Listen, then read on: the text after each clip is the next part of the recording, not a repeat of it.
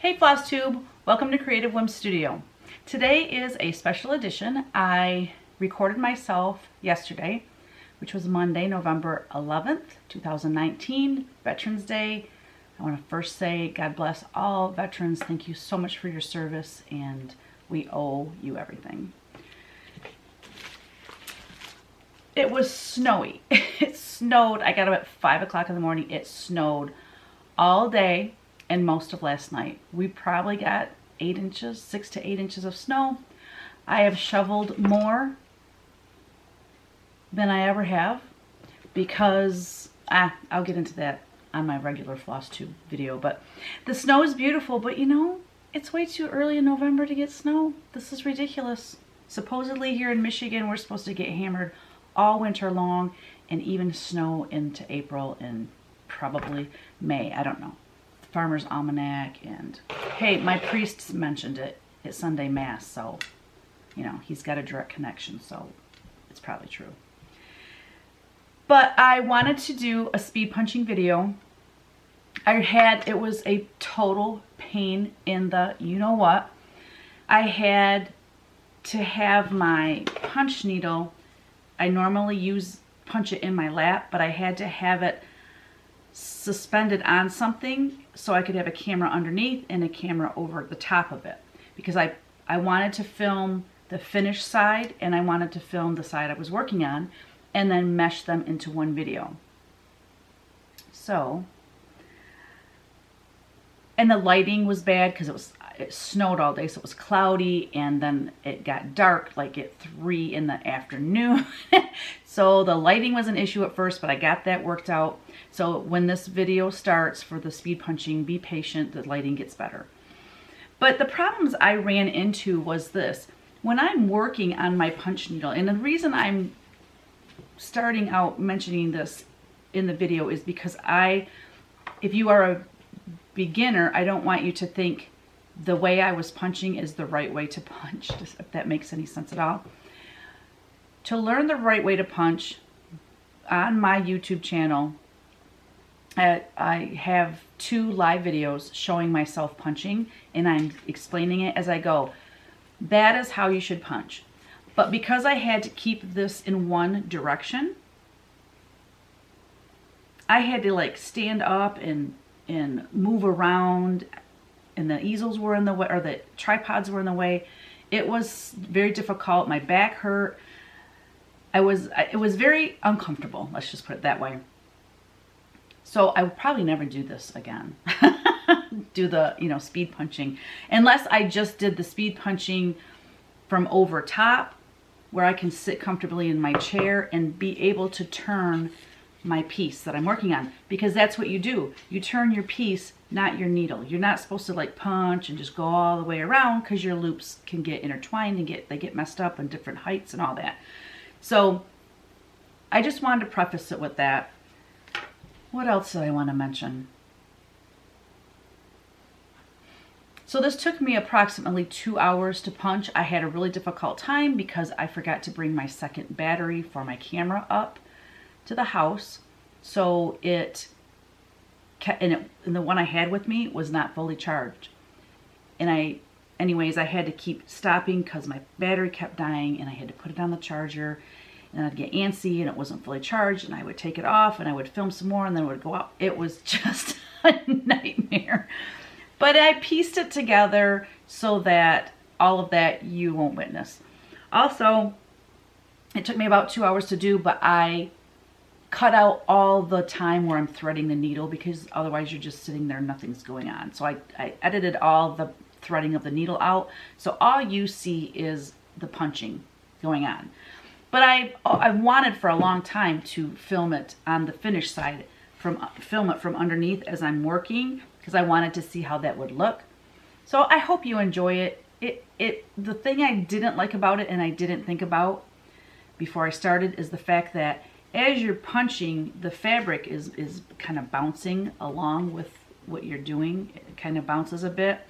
And I had this stretcher frame sitting on top of a rug hooking frame. Those small stands, the small frame. I tried to use that rug hooking frame with the grippers on it to hold my punch needle fabric. It didn't hold with beans. So I don't know how people deal with that. I know there are punchers that use those gripper strip frames, but it just didn't hold my fabric. So I went ahead and stapled it to my stretcher bars like I normally do, and then I just set it on top of my rug hooking frame so that I had an area for my camera to be underneath, and then I had another camera over top. So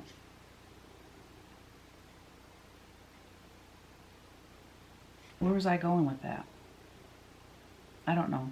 If I might have already made my point. I don't know. So here's the piece I worked on. And because the lighting over, okay, so the lighting overhead, if it was too bright, then it wasn't showing up good underneath when I was filming the finish side of it.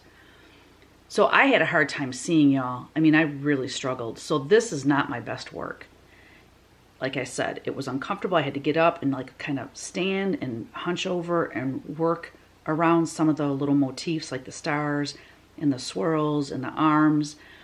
And anyways, it turned out cute, but it's not my best work. Also, I wanted to mention I did not use the called for colors in this pattern. This pattern is PN112, Dancing with the Stars. Just a little snowman, and he looks like he's dancing, so I named it Dancing with the Stars. And I didn't even realize this, but on the finished piece it shows just a solid little smile, which you could do using the color for the little twig arms. Also, I used carrot for the nose on the snowman, but sweet potato or a darker rusty color would look better. You could even use the color you used for the twig arms, really. But because my little nose doesn't show up, I don't think it shows up enough. I wish I would have used pecan. And I mean, I could change it out. It would be easy enough. Another thing I wanted to mention, a little trick of mine, is the eyes on him are punched with 3 strands, and it's just one punch. Now, you could use one strand and punch the mouth, but what I did instead is I took a black fine tip felt Sharpie marker and I just colored in the embroidery floss for the mouth. And it looks just like it was punched, doesn't it, guys? So that's a little trip. It's a little trip. It's a little tip from your old friend, Teresa. Yeah, so use a felt tip marker for some of those little small ones. I've done that before. And like for blush, instead of using the pink floss, you can use like pink eyeshadow or pink blush with a little eyeshadow sponge and just dab it on there for blush, and it gives it a real soft look. So these are just some things that I don't know if I ever mentioned before, but just some little tips that might make things easier for you, and it turns out really cool. Okay, I think that's all I wanted to say about this little excursion. I hope you enjoy watching it, and like I said, if I ever do a speed punching video again, it will only be from over top, showing the working side and not the finished side, because that was just way too difficult. But I did it. It's done. It's in the books, and I hope you enjoy it. Thanks for watching. Bye now.